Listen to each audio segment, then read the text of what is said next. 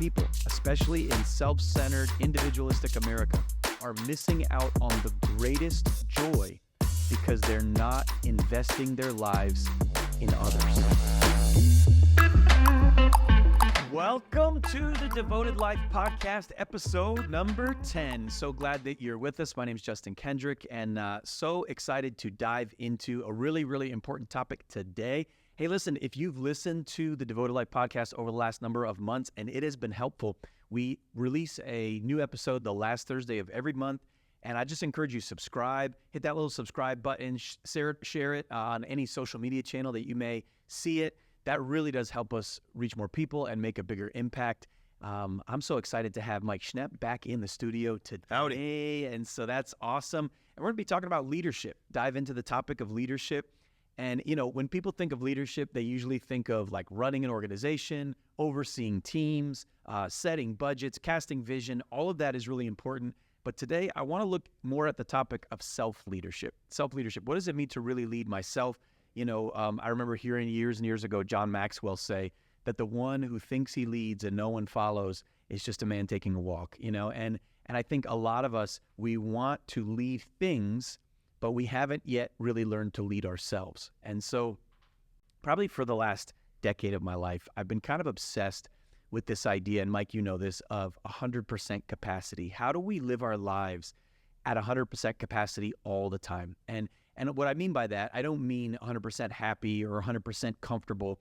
What I mean is that I actually, my health and my performance, my ability to do what God's called me to do in this life are both at an optimal level. And a lot of times we get a lot done and we kill ourselves doing it, or we're really comfortable and healthy, but we're not getting a lot done. And so how do I actually allow those two things to come together?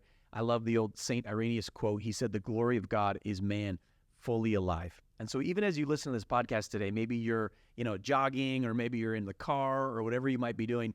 Are you fully alive? Are you fully alive? And I want to talk about some habits or some routines that can help you and stretch you and push you to become fully alive. I love what N.T. Wright said, the great theologian. He said, what are we here for? The fundamental answer of what we are here for is to become genuine human beings, reflecting the God in whose image we're made. And so I find that like life, right? Life is like an oven that you are cooking. You're cooking something, and things will get hotter. Life will get more and more full of pressure as you get older, as you take on more responsibility. And so you're either becoming more cynical, more frustrated, more isolated, more bitter, or you're becoming more humble, more holy, more compassionate, more wise, more teachable. And so in your own life right now, it's important to ask, which one am I becoming, right? Which one am I becoming? One friend of mine who's a huge influence in my life, I've talked about him before. Actually, we had him on the podcast a few months ago, Lance Witt. He always tells me, Justin, you are 100% responsible for your own life. Or he'll say it like this, you are ridiculously responsible for your own life. And I think a lot of times we're blaming everybody else. It's my boss, it's my wife, it's my friend, it's my this, and that's why I don't. And you know, we are 100% responsible to become all that God has called us to be by the Spirit of God and with the grace of God. So I want to talk about three areas that are essential for you to really develop into the full leader that you are called to be by self-leadership first, all right? Self-leadership first. And we're going to call these three areas the rule, the plan, and the team. The rule, the plan, and the team. And as you listen to this over the next few minutes, I just encourage you, look at your own life, and if there are 2 or 3 or even 5 tweaks that you can make in your life because of this content, because of what you heard today, that is well worth your 30 minutes, okay? So first, let's go with the rule, right? The rule. We're talking about healthy rhythms. You know, the phrase rule of life is a phrase that in centuries past, Christians were really familiar with. Today, it's a little bit less known, but your rule of life is your pattern or your rhythm to sustain and strengthen your soul.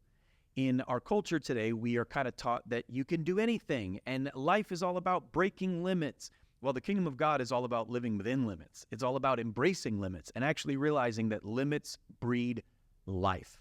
And when we don't know that, we end up kind of, flaming out, breaking down. And so in episode 1, I believe, of the Devoted Life podcast, we talked about the seeking God lifestyle, spending what we challenge people to here at Vox all the time at Vox Church. We talk about spending your first hour alone with Jesus, becoming a person who rearranges your daily routine to seek God. And so if you haven't heard episode 1, I encourage you to go back to that. But then from there, what are the other elements of a rule of life? Well, these look different for every person, but I'll just kind of fire off a few. Sabbath, right? I saw the 9 commandments and the 1 suggestion for a long time, right? That Sabbath was like not really a requirement, but it is one of the big 10. And a lot of times Christians are like, oh yeah, Jesus is my Sabbath. Well, oh yeah, you still need a 24-hour period in your week to pause, pray, and play. A pausing moment, a set-apart sacred time every single week. That's a rule of life issue. For me, I know once a month I'm blocking out a longer section. I know I'm a pastor, so this is really kind of a different thing for me than it may be for you if you're working a full-time job, but a 3-hour block where I can just be alone with God for a longer period of time each month, usually on a day off, but where I'm just getting alone, getting up early, getting away. Quarterly, I'm talking about fasting. How do I get away from the constant physical enjoyment of food to separate my spirit? Another big rule of life issue for me, and again, I'm just kind of rattling these off, is my goal is always 8 hours of sleep. I remember, we talked about this a while ago, but the book Why We Sleep, if you've never read it, it's a good one to pick up, really challenged me in this area of sleep. And I said, wow, I am robbing myself. I used to always say things like, sleep when you're dead. I'd try to, what's the minimum? Everybody says oh, Thomas Edison, he only slept 4 hours a night and everything was great.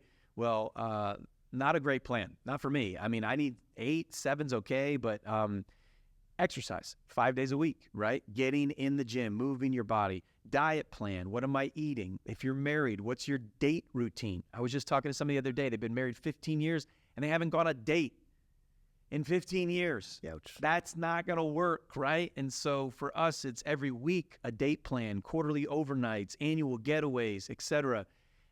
If you haven't checked out episode 3, we talk about time management. We cover some of this, but this is the rule of life. So Mike, let's jump in. Before we get into goals, before we get into people even, let's just talk about the routines of your week, your month, your year that are replenishing for you. When you think about this topic, what stands out for you? What have you learned in this area? What comes top of mind? Yeah, I mean, you hit a lot of those, and we've talked about this in time management. I think first it starts with the mindset, which is if I want to maximize my life, I need to narrow my life. Yeah. And again, what you're talking about limits is you can't be good at everything. Right. And so if you want to have a healthy marriage, a healthy walk with God, a healthy relationship with your kids, you want to excel at work, they all take copious amounts of time. Right.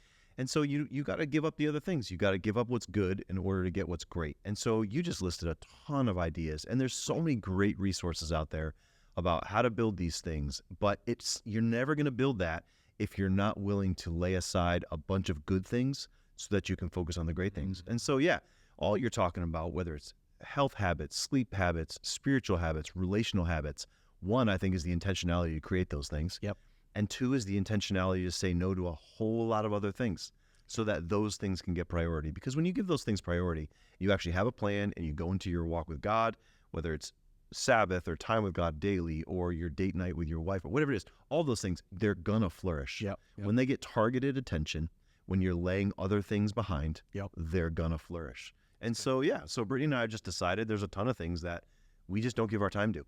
Because we want to invest in our kids, we want to invest in our work. So give me an example. What's one thing you kind of cut out or you do less of because of the priority things? Oh, call it. I mean, I don't have social media. Yeah. I mean, you talk about a time sink, and there's nothing wrong with social media, but I was at an event last week, and a guy handed me his phone. He said, hey, put in your Instagram handle so I can follow you. And I was like, bro, I don't have Instagram. And he didn't know what to do with me. He was like, what do you mean? I was like, I just don't. I'll go down the rabbit hole. Yep. And so I just canceled them all 2 or 3 years ago. Yeah.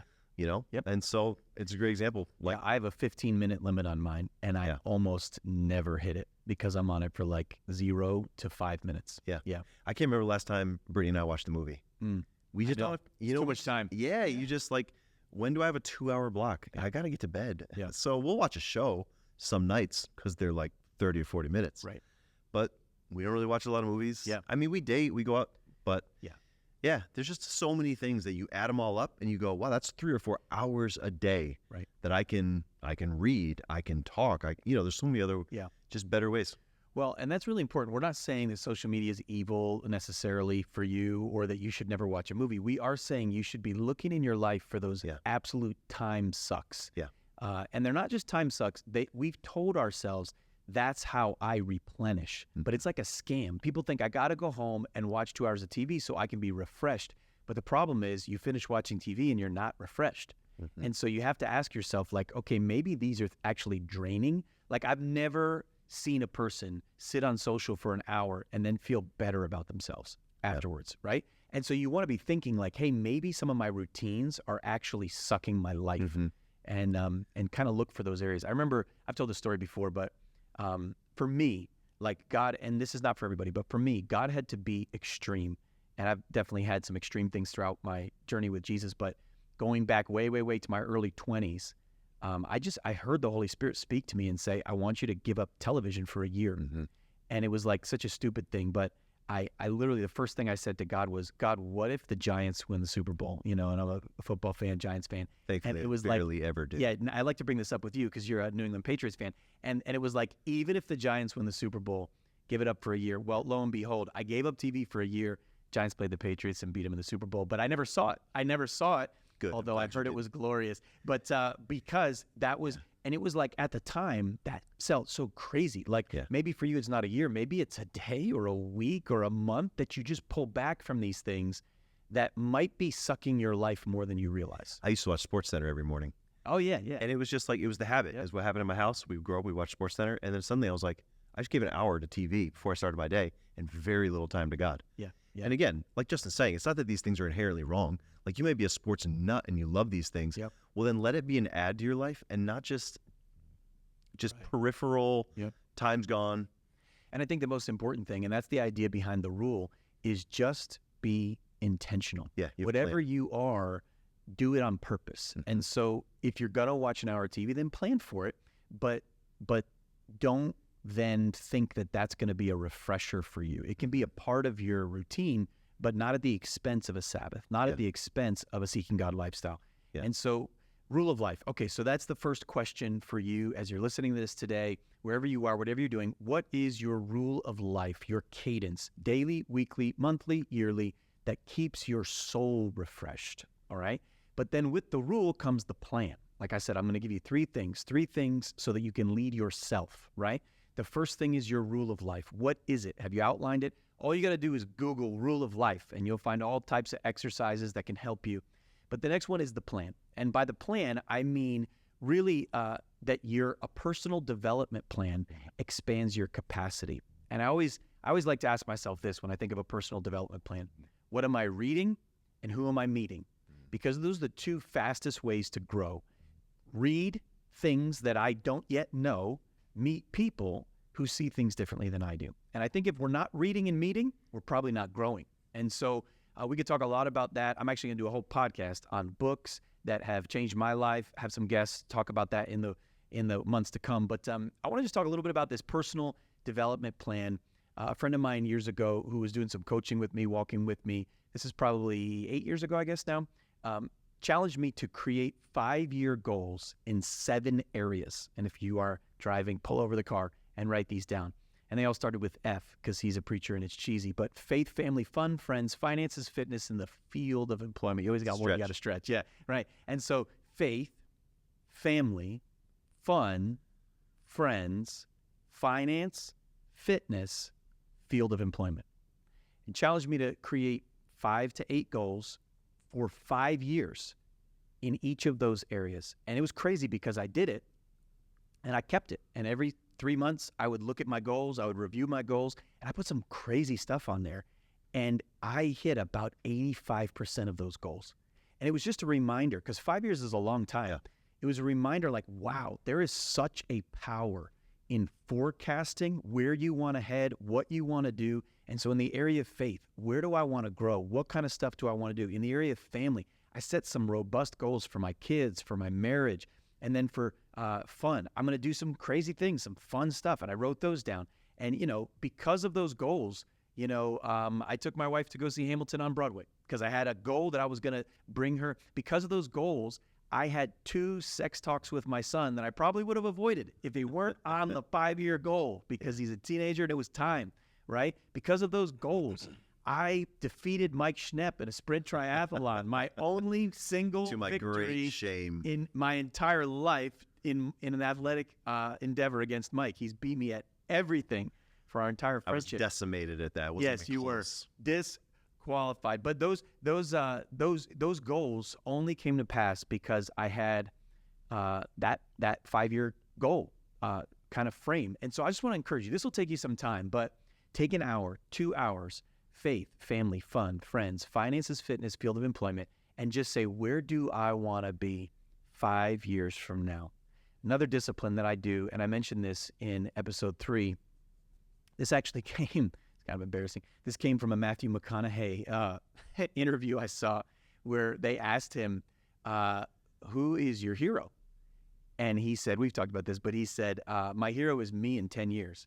And it's like such a quasi-arrogant thing to say that I was like, what is that? And the interviewer was like, well, tell me about that. And he's like, well, I have a picture of who I want to be in 10 years, and I've written it down, and that's my hero, who I want to become. And I just thought, wow. And then I was listening to a Tim Keller interview, and he said, every 10 years I look back at who I was 10 years ago.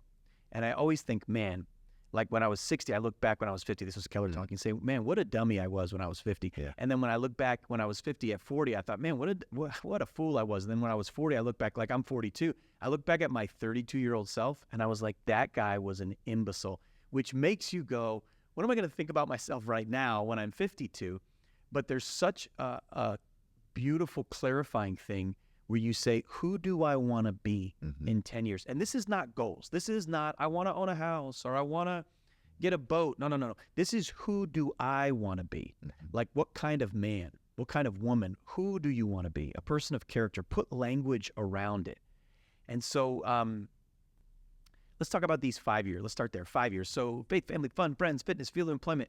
What does this look like for you when you think about setting goals in these areas for like a 5-year window? What's that look like for you? Yeah. So one of our rules of life, as you will, is every January, my wife and I get out of town. Yep. We live in the Northeast. It's cold. We need some sunshine. Yep. So we go south every January. Yeah, we both do this. Yeah. Yeah. Huge. It's, I tell every guy to do it. And so we do goals, we do 1-year goals, and then we look out from there every January. So the way we do it is, as you're looking out 5 years, we begin to think about who we want to be, where we want to be, what are the experiences we want to bring our daughters to, things like that. How do we want to shape them?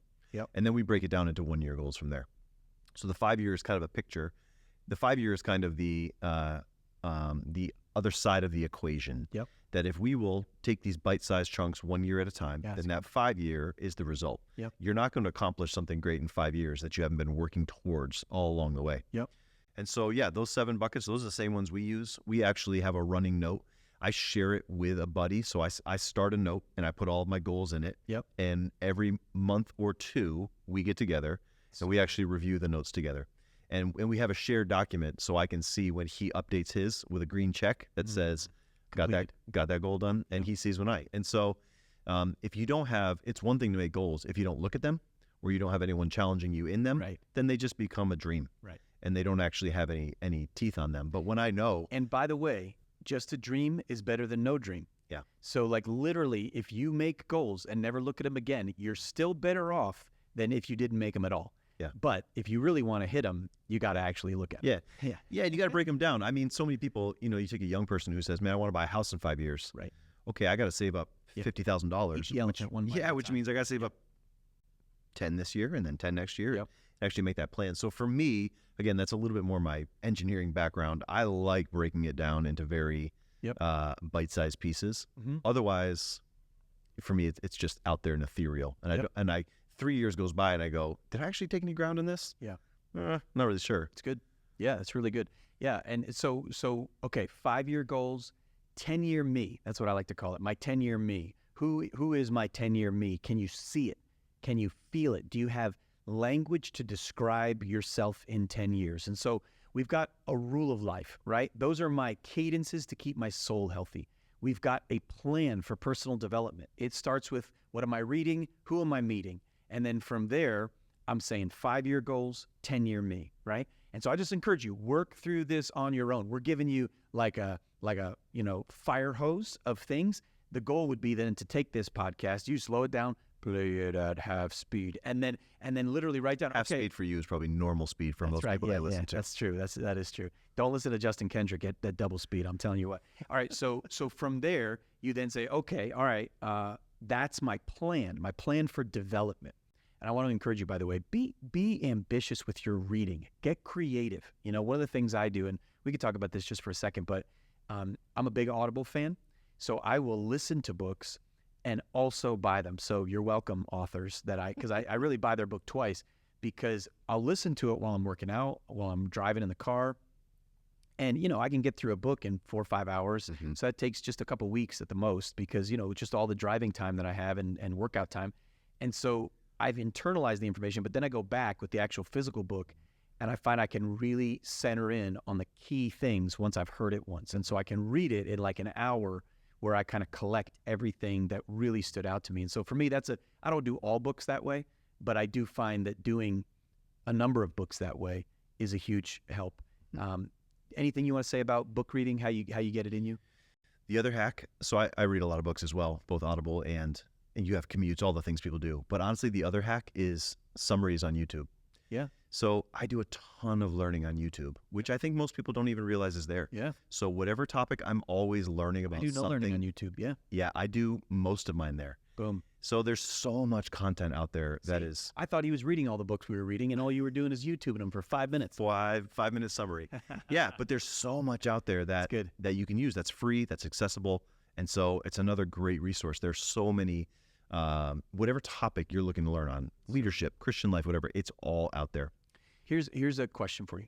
When's the last time you introduced into your brain something you didn't know? Some of us, we're just not learning, which means we're getting worse, okay? Because the world is changing, okay? Truth's not changing. Truth is anchored in Jesus, but the world is changing. And so if you're not learning, then, and Mike, we're different in this area. Mike knows a lot about a lot of things. I know a lot about like 3 things. Like I'm super focused and that's a benefit too. But whenever I need to know about anything else in the real world, I ask Mike, because I'm like, hey, tell me about running. Tell me about sneakers. Tell me about whatever. And I don't know anything about anything except for what I know about. But when you're building that knowledge base, it's changing the way you see the world. It's a perspective shift. You're broadening yourself. And so I just encourage you, expose yourself to new things. Mm-hmm. The people you're meeting, the books you're reading. Awesome. Anything else you want to say about that? It's actually a great thing to make as a goal. What is one thing I want to learn about this year? Yeah. So whether it's a new language, whether it's I want to learn piano this year. Good. Like, how am I stretching my brain in a completely, I want to learn about the Revolutionary War this year. Yeah. There's so much out there that just stretches you in a new way. And and it's so easy to get that content in. Totally. I mean, like one thing, and I find, so when it comes to reading, I find that I do different books at different times. And we're going to get into this in another podcast, but if I'm tired and I'm just kind of time to decompress, I don't just listen to music, although sometimes I will do that. And there's nothing wrong with that. I've been listening to this book, Stephen Ambrose, Citizen Soldiers. It's the stories of soldiers from the front lines of World War II. Mm. And like, there's so many leadership principles and kind of like takeaways from all these stories, but it has nothing to do with my job. Like, right? Like World War II history has nothing to do with what I do for a living, but like it's a disconnect from my day-to-day in a way that is really refreshing. Right. And so kind of like finding those hacks, you're much better at that than I am. But I do think that's a really good way to refresh and learn at the same time. Yep. And it all transfers. If you're learning in one area, it changes the way you see all areas. So that's really important. Excuse me. All right, here we go. So let's talk about this last area. So we talked about the rule, right? We talked about the plan. And I want to talk about the team. Okay. And that's the intentional relationships in your life. And obviously, we know, caveat, we're living in the loneliest, most isolated generation in history, right? And so this is disproportionately true of leaders, okay? And so I've heard it said, I don't even know if this is true, but enough people have said it that it feels like it's common knowledge now, but that the average person loses about 5 to 7 close relationships in their lifetime. The average pastor, and of course we're both pastors, lose about 5 to 7 close relationships in a year. Wow. And so like, That's great. yeah, isn't it awesome? But regardless, though, like, it is challenging to surround yourself with intentional relationships. And I just want to encourage you to think about your relationships in a strategic way as you get to 100% capacity, in the sense of you need people in your life. And you need a lot of people in your life, but at least 3 layers of people. And I'll start all with S, because the last thing started with F. So you had fun, family, friends. Now you have sages, soldiers, and sons. That's hard to say. Sages, soldiers, not shoulders, and sons. Okay, so what are sages? Sages are people you can learn from. Let me tell you one of the biggest mistakes you can make as a young leader or as a human being on the planet, to think that I can't learn from people who haven't accomplished what I've accomplished. That is a foolish way to think. You can learn from everyone. Everyone has something to teach you. But what you want is people who are sages. And I used to want to find the one magic person, the one person who can be like the spiritual father and answer every question. And that's a really foolish way. God rarely brings that type of person into our lives, especially as we get older. But what he does bring is a company of people, a company of people. So maybe with this person, I learn relationship. And with this person, I learn financial wisdom. And with this person, I learn fathering my son. And with this person, I learn leadership strategy.